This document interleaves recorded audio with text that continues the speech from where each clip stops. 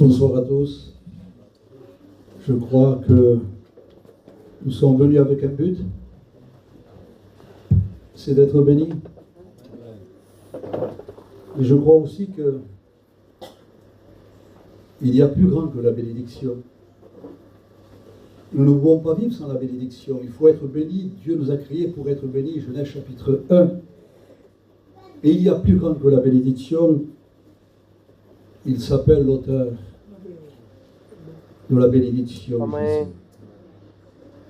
Il est plus grand que le ciel. Il est plus grand que l'éternité. Le ciel des ciels ne peuvent pas le contenir. Il habite une lumière inaccessible. Mais il se fait accessible. Le ciel est son trône, la terre son marchepied. Il a trouvé de la folie vers les êtres célestes parfaits. Et les êtres célestes dans le ciel de gloire pour toute l'éternité disent Saint, Saint, Saint est Dieu. Et ça, c'est plus qu'une bénédiction. L'avoir dans sa vie, c'est plus qu'une bénédiction. L'avoir dans sa vie est plus que le ciel. L'avoir dans sa vie est plus que l'éternité. Et j'aimerais ce soir, par sa grâce, par sa parole et l'onction du Saint-Esprit, parce qu'il faut, pour être béni, sa parole, il faut aussi l'onction. J'aimerais prêcher ce soir un message qui nous parle de la valeur du sang. J'aimerais ce soir qu'on donne de la valeur au sang.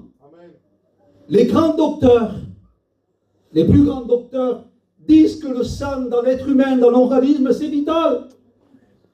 C'est question de vie ou de mort. Je ne sais pas si vous réalisez la valeur du sang. Et ils disent que si dans l'organisme, le sang circule bien, on est en bonne santé et on peut vivre longtemps. Et ça, c'est une vérité. Mais si le sang dans notre organisme fonctionne mal, nous tombons malades et nous risquons de mourir. C'est pour ça qu'il y a mort subite, AVC, névrisme, crise cardiaque, parce que le sang ne fonctionne pas bien dans l'organisme, dans la vie d'un être humain. C'est-à-dire qu'il se forme des caillots de sang. Un caillot de sang qui monte à la tête, au cœur, au poumon, c'est fini. Mais quelle valeur d'avoir du sang en bonne santé dans notre vie. J'ai rencontré 3 personnes. Ils avaient pas 50 ans. La première, c'était une personne, c'était un colosse. Il avait 40 et quelques années, un colosse. Un homme plein de vie. Il avait parti à un mariage, il est revenu, il a mangé chez lui. À 1h du matin, il était en train de dormir. Sa femme entendait un grand ronflement. Il a essayé de le réveiller. Il était mort. Parce que le sang ne fonctionnait pas bien dans sa vie. Il se formait un caillot. Et il a fait une crise cardiaque. C'était fini. Je ne sais pas si vous réalisez la valeur du sang dans notre vie. S'il n'y a pas de sang, on meurt. Si le sang n'est pas en bonne santé, on meurt. Mais quelle valeur! J'ai rencontré une autre personne que j'aimais beaucoup aussi. Il n'avait pas 50 ans, 49 ans. Il est parti dans un mariage tout content, tout heureux. Ne se doutait de rien. Plein de vie. Il s'est arrêté sur l'autoroute.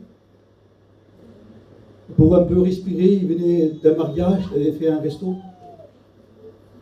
Et quand il a sorti, eh bien.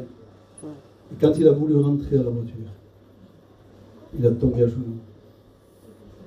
C'est plus réveillé.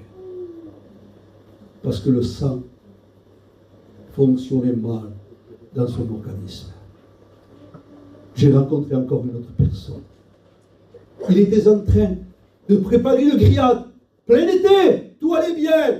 Il partait au marché, il gagnait des sous. Il avait une belle famille. Il n'avait même pas 50 ans. En train de faire la grillade, préparer la grillade, il a tombé aussi. On l'a amené à l'hôpital. il reste 10 jours à l'hôpital. Il était en train de mourir. Sa femme vient me voir, écoutez ça. Il vient me voir, il dit, écoute, mon mari, il va mourir aujourd'hui ou demain. Parce que les docteurs disent qu'il a fait une anévrisme, une AVC. Tout à l'intérieur, c'est le sang a détruit tout à l'intérieur. Tu ne pouvais pas prier pour lui. Écoutez ça. Il vivait par les machines ne baissaient pas. Tout allait. On sait qu'il allait mourir. Le diagnostic des médecins les plus grands à Marseille, les machines, les plus grandes machines pour le faire vivre, ils étaient là constamment. Et les machines baissaient. Je suis rentré avec un frère, puis avec sa compagne, et je me suis approché et je lui ai dit, je ne sais pas si tu m'entends, mais j'aimerais te dire que Jésus-Christ t'aime. Et Jésus-Christ peut faire quelque chose pour toi. Écoute, je veux prier pour qu'il te laisse encore une chance, pour que tu reviennes et que tu te convertisses. Je veux prier pour toi maintenant. Il était dans le coma. On a prié. Par la grâce du Seigneur, nous avons prié. Quand je suis parti, les docteurs s'accompagnent et disent c'est pas possible. Un miracle s'est produit. Le taux des machines montait. Quelques jours après, il est sorti de l'hôpital, sain et sauf. J'ai été le voir. Dieu lui a laissé une chance. Il mourrait. Si je ne priais pas, il mourrait. S'il n'y avait pas la grâce de Dieu, il mourrait sans Dieu. J'ai été le voir. Je lui ai dit, écoute, je ne sais pas si tu m'as entendu. Tu étais dans le coma. Tu allais mourir. Et j'ai prié pour toi et Dieu t'a fait grâce. Veux-tu accepter Jésus? Il m'a répondu non. Je ne peux pas l'accepter. Alors j'étais brisé. Écoutez ça, hein. Je suis parti. Quelque temps après, il est mort. Sans Dieu. Je ne sais pas si vous réalisez. Nous avons une valeur. Et Dieu nous a créés avec le sang. Et tout notre organisme crie à la perfection de Dieu. Mais quand la vie s'arrête. Quand le sang fonctionne mal, s'arrête. Écoutez-moi bien ce soir. Si les docteurs disent que le sang de l'être humain a une grande valeur, les questions de vie et de mort, j'aimerais qu'on se tourne vers ce livre. Amen. Pour savoir ce que Dieu veut, pour savoir ce que Dieu dit. Amen. Nous sommes avec une réunion, nous sommes dans une réunion avec Dieu. Mais écoutez, je voudrais lire la parole de Dieu. On va le faire ensemble. Dans le livre des Hébreux, chapitre 9, épître des Hébreux, chapitre 9, verset 22. Et Dieu dit comme ça.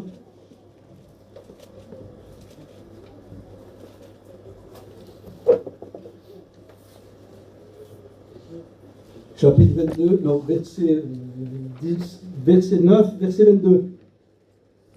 Presque toute la loi est purifiée avec du sang. Et sans effusion de sang, il n'y a pas de pardon. Amen. Je ne sais pas si vous réalisez le texte, je voudrais vous le commenter dans la simplicité.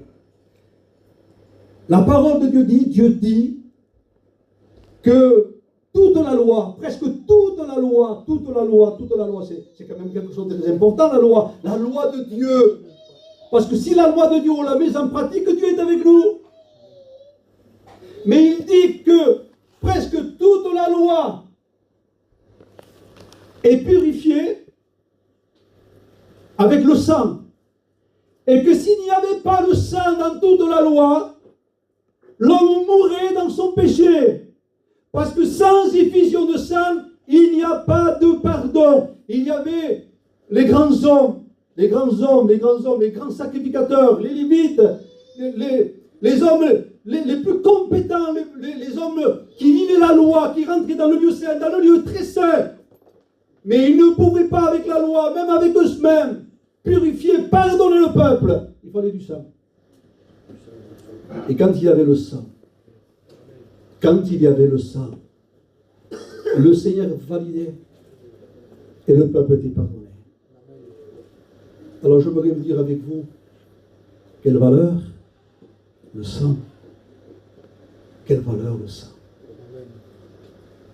J'aimerais, par la grâce du Seigneur et par l'assistance du Saint-Esprit, qu'on puisse réaliser que là, nous sommes dans un lieu où Dieu va nous parler, où Dieu va nous bénir. Et pas simplement que Dieu va nous parler ou que Dieu va nous bénir, mais Dieu va se manifester. Écoutez ça. Je commente encore des textes de la parole de Dieu. Pour vous, c'est important qu'on puisse faire parler la parole de Dieu. J'aimerais que si on y croit à cette parole, si on y croit à ce moment-là, parce que je sais qu'au milieu de vous, il y a certaines personnes qui ont besoin de délivrance, qui ont besoin de guérison, qui ont besoin de rencontrer Dieu. Parce que sinon, la réunion ne se ferait pas ce soir. On n'est pas tous en bonne santé ce soir. On n'est pas tous sauvés ce soir. On n'est pas tous pardonnés ce soir. Parce que si tous seraient sauvés, le Seigneur est revenu nous prendre. Parce que le Seigneur dit que Dieu use de patience. Il use de patience. Il ne redonne pas son avènement. Il use de patience afin que tous parviennent à la repentance. Écoutez, ce que nous voulons ce soir, c'est une réunion avec Dieu. C'est ce que nous voulons ce soir, y mettre notre foi.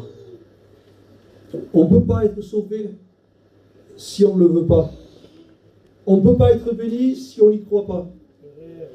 On ne peut pas être délivré si on ne crie pas à Dieu.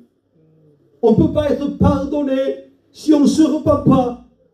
Bien sûr que Dieu peut tout faire, mais il le fera avec nous. Dieu ne te sauvera pas si tu ne le veux pas. Dieu ne te guérira pas si tu n'as pas la foi. Vous comprenez? C'est important.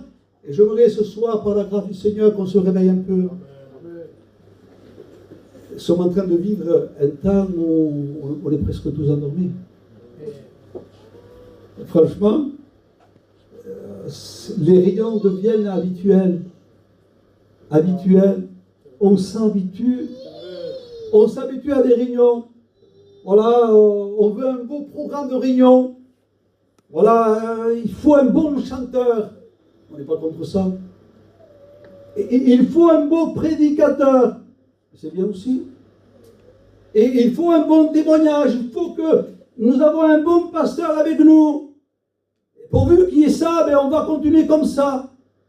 C'est bien tout ça. Mais il faut qu'il soit lui. Il faut qu'il soit honoré lui. Il faut qu'on vienne pour lui. Il faut qu'on s'attende à lui. Et vous savez que l'impensable peut venir. L'irréparable peut se réparer ce soir. Vous savez que le perdu peut être sauvé ce soir. Vous savez que le malade peut être guéri ce soir. Vous savez que Dieu peut se manifester d'une façon particulière. Mais Dieu se manifeste avec des cœurs qui le cherchent, avec des cœurs qui le veulent, avec des cœurs qui en soient, avec des cœurs qui ont la foi. Le Seigneur, je ne veux pas me contenter qu'une réunion. Je veux te voir ce soir. Je veux t'entendre. Je veux te rencontrer. Seigneur, je voudrais ce soir, par le moyen de ton serviteur maintenant, par le Saint-Esprit, je m'engage. Seigneur, parce que je veux réaliser, parce que tu ne peux pas me bénir si je ne réalise pas. Tu ne peux pas me bénir, Seigneur, si ta parole n'est pas prêchée, si l'onction n'est pas là. Seigneur, tu es en train de me préparer ce soir. Écoutez, si c'est important, vous savez, écoutez, je vais vous dire quelque chose. Le diable, allez, on va le voir un petit peu ensemble ce soir. Hein. J'ai l'habitude des réunions avec le temps et tout. Des fois, on écoute des beaux cantiques. Hein. C'est bien. Mais si on écoute qu'un cantique et qu'on repart chez nous, vous allez dire qu'est-ce qu'il a bien chanté, lui. Si on vient écouter un témoignage que vous avez entendu ce soir, c'est beau, ce témoignage, il était possédé. Il était possédé par le démon, il voulait mourir, le diable voulait l'emmener en enfer. Vous allez me dire, mais qu'il est beau ce témoignage. C'est bien aussi. Vous écoutez la parole de Dieu prêchée. Vous dites, Seigneur, mais ce qui est, le pasteur est en train de pécher, je sais. Le sang. Mais si on ne réalise pas ça, si on ne réalise pas que tout cela est pour nous, et pour nous, on vit des expériences des autres, c'est une chose. Mais il faut faire son expérience, Seigneur. Mais si lui, il était possédé, que je ne le suis pas, ça veut dire que lui qui était possédé, qu'il s'est converti, maintenant c'est un enfant de Dieu, et il va au ciel. Mais moi, si je ne suis pas possédé, que je suis un gars gentil, avec mon foyer, que je vais travailler, je ne fais pas mal à personne, mais si je ne suis pas né de nouveau, si je ne suis pas un vrai converti, mais je suis perdu, moi. Alors on préfère être possédé, être libéré, être sauvé, qu'un gentil gitan qui se croit meilleur que les autres. Poi pas mal, pasteur, va à l'assemblée, pasteur. Je suis d'accord avec tout. S'il faut mettre un peu d'offrande, je le fais aussi. S'il faut aider le serviteur, je le fais aussi. Mais je suis bien, regarde, je suis bien. Oui, mais tu n'as pas rencontré le Seigneur. Tu n'es pas né de nouveau. Tu n'as pas expérimenté le sang. Tu n'as pas réalisé la valeur du sang. C'est pour ça que je prêche comme ça ce soir. C'est pour ça que Dieu permet que je prêche comme ça. Parce qu'écoutez, regardez. Il y a un verset de la parole de Dieu qui est merveilleux. Il se trouve, Exode chapitre 12, verset 22. À un moment donné, écoutez-moi bien, c'était le roi Pharaon, qui est le symbole du diable, avait tenu et retenu le peuple pendant 430 années dans l'esclavage. Il vivait à l'enfer, le peuple. Et Pharaon les oppressait. Et puis un jour, le Seigneur a envoyé Moïse. Et Moïse les a libérés. Mais ça a été comment? Comment ce peuple a pu être libéré? La dernière plaie, la 10e plaie, elle était importante. Et Dieu dit dans ce verset, écoute Moïse, écoute, vous allez manger l'agneau pascal. Et le sang de l'agneau, Moïse, vous les mettrez sous les poteaux, sous les linteaux des portes. Et moi, je vais envoyer l'ange de la mort. Là, il n'y aura pas de sang, Moïse. La mort certaine du premier-né va mourir. Et le texte dit, écoutez-moi bien, écoutez ce que dit le texte. Dieu dit, je verrai le sang, Exode 12, chapitre 22. Je verrai le sang, dit Dieu. Et moi, je passerai outre. Quand il y avait le sang sur les linteaux des portes, quand il y avait le sang dans les maisons, l'ange de la mort ne pouvait pas rentrer. Le sang ne pardonnait pas simplement le péché du peuple, mais il garantissait de la mort. Pas si vous réalisez ça. Amen. Écoutez si c'est beau ça. Vous le trouvez aussi, je vous donne les textes, c'est important. C'est la parole de Dieu qui nous parle ce soir. Exode chapitre 4, verset 24. Moïse, un homme de Dieu extraordinaire, écoutez-moi bien, parce que Dieu était exigeant. Dans la loi, Dieu était exigeant. Œil pour œil, dent pour dent. Dieu ne laissait rien passer, même si c'était Moïse. Un homme de Dieu, Moïse quand même. Un homme de Dieu qui parlait de bouche à bouche avec Dieu. Un homme que quand il était dans la présence du Seigneur, dans le jeûne et la prière, il fallait qu'ensuite il se mette un voile tellement qu'il rayonnait. Quel homme de Dieu, Moïse. Oui, mais Dieu était exigeant dans la loi. Et Dieu lui dit, Moïse, je viens à ta rencontre. Moïse, c'était le soir. Et Dieu voulait le faire mourir. Parce que Dieu était exigeant. C'était la loi. Je ne sais pas si vous réalisez à qui nous avons affaire, parce que Dieu n'a pas changé. Il est toujours saint. Il est toujours exigeant. Il est toujours Dieu. Il voulait faire mourir Moïse. Il va à la rencontre de Moïse et Séphora. Cette femme de Dieu, Séphora. Vous savez qu'est-ce qu'il a fait? Moïse n'avait pas fait la circoncision. La circoncision ne l'avait pas fait. Et c'est pour ça que Dieu va le frapper. Tu m'as désobéi, Moïse. Tu n'as pas fait la circoncision, Moïse. Séphora le sait. Il fait la circoncision de son fils. Et il dit, Moïse, Tu es un époux de sang. Et ça, Dieu l'a entendu. Et Dieu s'arrête. Et il ne le fait pas mourir. Parce que Séphora dit, c'est un époux de sang. Quand Dieu a entendu le sang, Dieu s'arrête. Je ne sais pas si vous réalisez l'importance. Je voudrais en venir à quelque chose de très important ce soir. J'aimerais qu'on réalise quelque chose de très important, parce que ce n'est pas un animal qui est mort, ou plusieurs animaux dans l'Ancien Testament. Ce n'est pas simplement l'agneau pascal, sans défaut, qui est mort un jour, mais l'agneau de Dieu. Et Jean le Baptiste, un homme de Dieu exceptionnel. Il dit, écoutez, Évangile de Jean, chapitre 1, verset 29, écoutez, voici, en parlant de Jésus, voici l'agneau de Dieu qui ôte le péché du monde.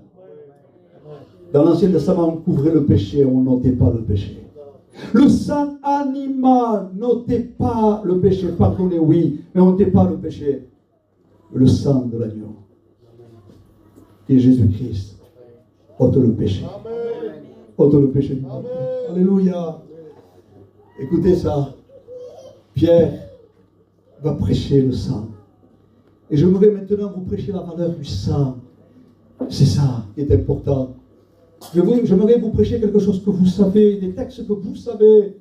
Mais j'aimerais tellement que vous le réalisiez, parce qu'il faut que ce soit le sang de Jésus. Ne soit pas simplement cité. Ne soit pas simplement prêché. Mais il faut que le sang de Jésus vienne dans ta vie. Amen. Pasteur, je suis baptisé. C'est bien. Pasteur, je parle en langue. C'est bien aussi. Pasteur, je viens à la réunion. Pasteur, je suis gentil. Pasteur, j'ai compris. C'est bien. Mais s'il n'y a pas le sang,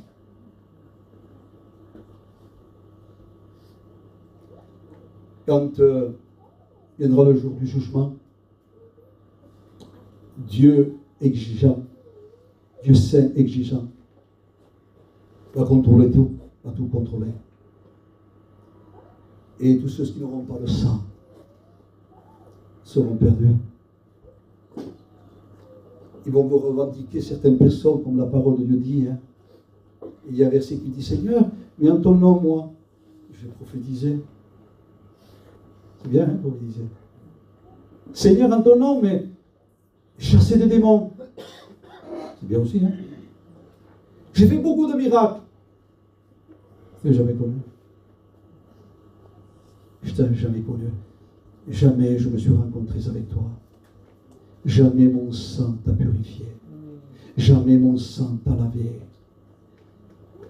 Tu es un religieux, tu fonctionnes, mais mon sang ne t'a pas sauvé. Je ne sais pas si vous réalisez la valeur. Et je voudrais faire un appel qui est sûr qu'a le sang de Jésus dans sa vie. Est-ce qui est sûr qu'a le sang de Jésus dans sa vie? Écoutez, moi je lève la main. Il y a 43 ans, où j'ai été lavé par le sang, où j'ai été purifié par le sang. Il n'y a plus de condamnation. C'est beau ça. Vous savez, je ne peux pas me juger en disant, vous savez, des fois on se juge, il faut le dire, on se juge, même on juge les autres. Non, hein. Il va à la réunion, lui et elle, etc., qui va être sauvé, lui va être sauvé, elle va être sauvée. Et même des fois, on se le dit à nous, je vais être sauvé, moi. Il y a des accusations diaboliques. Et puis on sait ce qu'on vit aussi. Parce qu'on ne peut pas se sauver par les âmes, on ne peut pas se sauver par notre gentillesse, on ne peut pas se sauver parce qu'on n'a pas pu se sauver. On est sauvé par Dieu. Mais quand nous réalisons que Dieu est venu avec son sang, et qu'il nous a purifiés de tout péché, et que nous sommes nés de nouveau, écoutez, pour entrer dans une église, et pour être un membre de l'église, il faut passer par le baptême d'eau, par le pasteur. On est validé.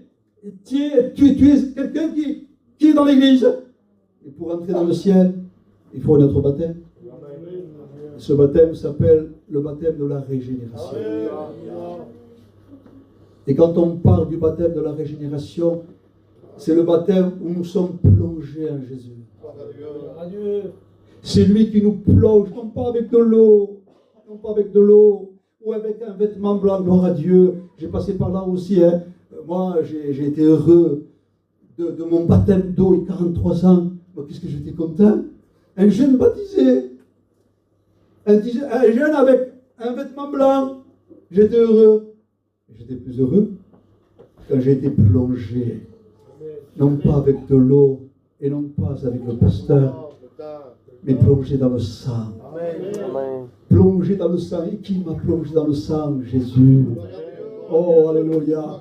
Quelquefois on est fiers, vous savez. C'est lui mon pasteur, il m'a baptisé. Vous avez raison, hein, parce qu'il y a des bons pasteurs qui aiment Dieu aussi. Hein. Et on est fiers de nos pasteurs, de notre église, de nos chrétiens. Hein. Et les chrétiens qui marchent avec Dieu, on est fiers. Vite, vite, on peut dire, mais celui-là, c'est de mon église. On est fiers parce qu'il marche avec Dieu. C'est vrai. Et puis, même les chrétiens sont fiers du pasteur aussi. Mais quel bon pasteur Max que j'ai. Et puis les autres qui sont venus après aussi. Et avant, que des bons pasteurs, on se réjouit. Mais c'est merveilleux tout ça. Et quand on dit que c'est Jésus, qui est ton pasteur, avant tout, c'est Jésus. Amen. Qui est ton berger, c'est Jésus. Amen. Quel est ton baptême? Mon baptême, c'est Jésus. Amen. Qui m'a plongé dans son sang. Alléluia. Écoutez Pierre. Écoutez la valeur de Pierre aussi. Quand il y a un verset de la parole de Dieu, 1 Pierre chapitre 1, verset 18. Vous êtes rachetés. Vous avez été rachetés parce qu'on était vendus au péché, vendus au diable. Et puis, nous avons été rachetés non par de l'or ni d'argent, mais par le sang. Par le sang de Jésus-Christ. Amen. Et ce qu'on dit, c'est vrai. Ce qu'on dit, c'est vrai. L'enfer entier ne veut pas qu'on se le dise ce soir. Satan et tous ses démons ne veulent pas. Je vous promets que depuis que je pris la place pour prêcher, je sens une opposition. Je sens que le diable veut pas que je prêche sur son sang.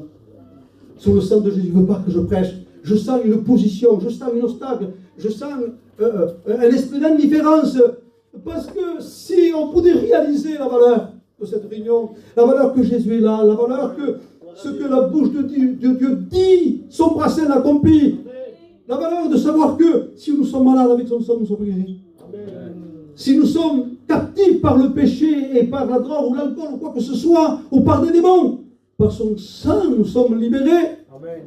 Si nous sommes perdus, que nous ne sommes pas validés, où le diable va nous accuser.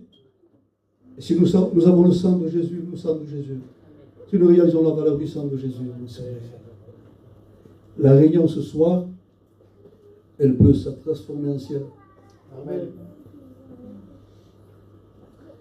La réunion ce soir peut être pour toi l'éternité. La réunion ce soir pour toi, non pas parce que je prêche, mais parce que j'invoque la parole, parce que j'invoque le sang de Jésus, parce que le Saint-Esprit est à l'heure. La réunion peut être pour toi la plus belle des réunions. Parce qu'il est là. Il est là non pas simplement pour parler, parce que ce que sa bouche dit, son bras puissant l'accomplit. Je vous raconte quelque chose de beau. Je vous raconte une belle expérience que le Seigneur m'a permis de faire un jour. Et ça a été la plus belle expérience de ma vie. Il y avait un homme qui était mourant. Il avait quelques heures à vivre. Et c'est difficile pour nous, les serviteurs, et dans sa compagne chrétienne, un homme qui n'était pas converti, et que s'il partait, il était perdu. Alors vous savez là, c'est dur. S'il n'y a pas la grâce de Dieu, si Dieu ne se manifeste pas, si Dieu ne nous accompagne pas, écoutez, l'homme, c'est l'homme le plus malheureux qui part dans un endroit de tourment pour l'éternité. Il était malade, c'était un gentil, une personne très gentille. Il ne voulait pas de Dieu, voilà, aveuglé complètement par le diable. Dites-moi ça. Je suis arrivé par la grâce du Seigneur quelques heures à vivre. Dieu était avec moi. L'onction de Dieu m'accompagnait. Il n'y avait rien de particulier. Je me suis approché de lui et je lui ai dit, Marcel, ça s'appelait Marcel, Marcel, je suis le pasteur Pachal et je suis venu te dire que le Seigneur t'aime, que le Seigneur veut te pardonner, que le Seigneur veut te sauver. Marcel, tu dois partir, tu dois partir. Mais si tu acceptes Jésus, si tu acceptes son sang, le sacrifice de la croix, tu es sauvé, Marcel. Veux-tu l'accepter, Marcel? Écoutez-moi bien. Il n'avait pas de force même à parler. Il disait oui. Écoutez ça. Ne vous inquiétez pas. Cette expérience est belle. J'ai imposé les mains à Marcel qu'il allait partir. Il avait confessé, Marcel, j'impose les mains, écoutez. Et je lui ai dit, Seigneur, tu vois, Marcel, t'as accepté. Marcel s'est repenti. Et maintenant, Seigneur, je voudrais qu'à travers mes mains, il y ait tes mains, que ton sang précieux, écoutez-moi bien, ton sang précieux puisse le purifier et accorde-nous maintenant, Seigneur, à l'instant même, le signe que tu l'as sauvé, le signe qu'il a été purifié par ton sang. Regardez la valeur du sang, hein. Regardez la valeur du sang. Je sors mes mains. Il y avait une tache de sang dans la main. Alors moi, je suis incrédule, moi. Parfois, vous savez, on est incrédule, même si on est pasteur. Même si on vient au nom de Jésus pour un malade qui va mourir. Même si on prie dans ce sens-là, qu'à travers mes mains, il y ait des mains, que ton sang le purifie. Je regarde le sang. Je dis à sa femme, il saigne. Il sa femme, non, il ne saigne pas. Il n'est pas blessé, mon mari, il ne saigne pas. Alors je me suis dit, c'est moi. Je me suis blessé. Je lave les mains. Il n'y avait pas de trace de blessure. Je m'en vais. Regardez l'incrédulité. Je dis, Seigneur, ça va sans toi ou sinon. T'as accepté, mais je veux être tellement sûr, Seigneur, pour sa femme et pour nous tous, que ton sang l'a purifié, qu'il va au ciel maintenant, Seigneur. Je le voudrais de tout mon cœur, confirme-moi-le. Et puis le Seigneur, dans son amour, même pas, il m'a repris. Il m'a dit, mon fils, tu m'as prié comment? Je dis, Seigneur, j'ai prié qu'à travers mes mains, il est tes mains et que ton sang précieux le purifie maintenant. La tache de sang. C'est pour vous donner à toi, à sa compagne, que mon sang l'a purifié.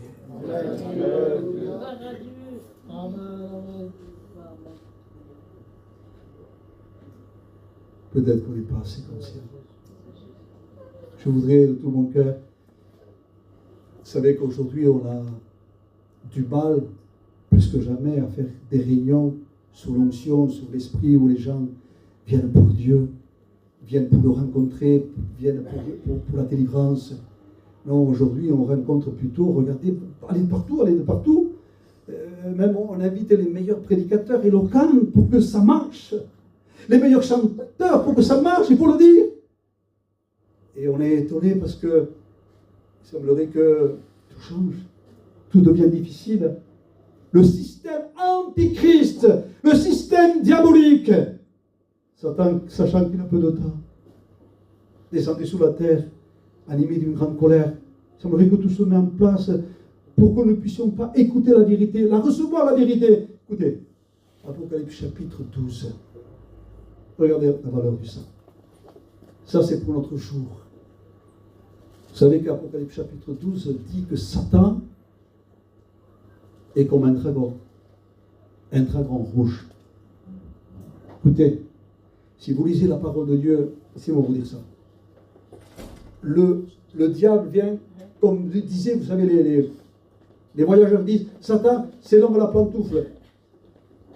Matthieu 13, écoutez-moi bien, Matthieu 13, il est l'oiseau qui enlève la semence. Il devient comme un oiseau.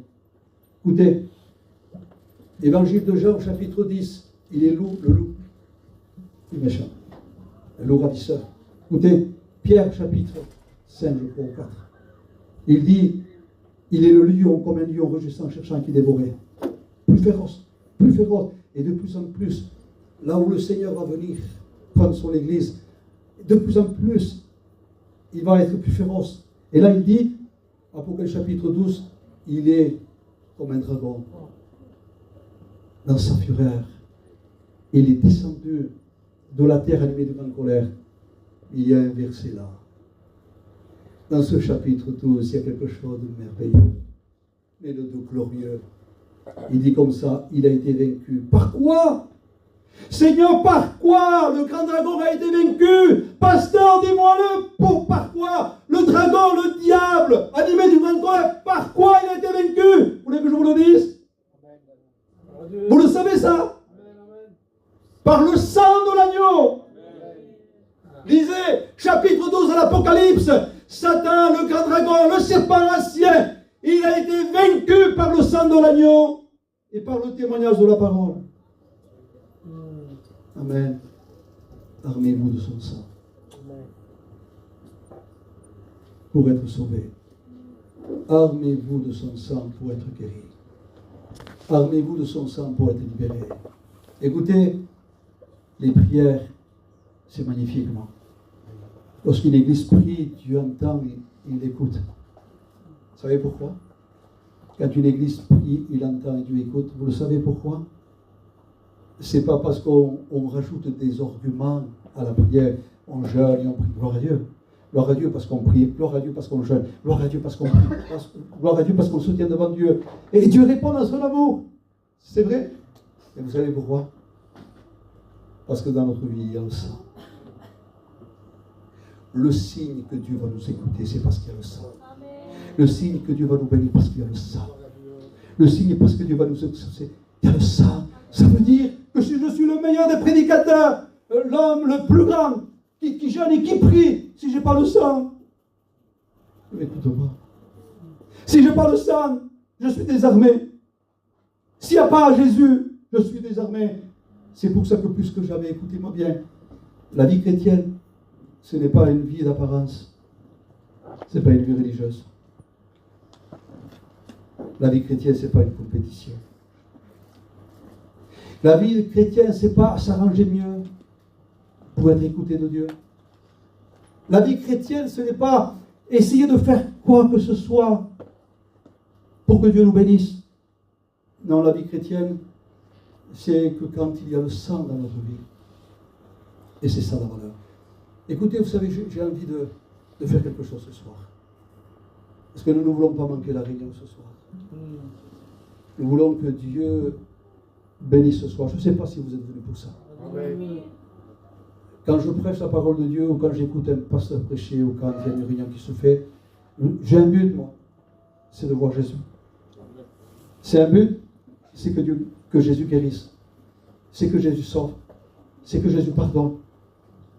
Et si nous sommes ensemble ce soir pour ce but-là, il va se passer quelque chose. Amen. Amen. Est-ce que vous croyez que Dieu ne bénit plus? Est-ce que vous croyez que Dieu ne sauve plus?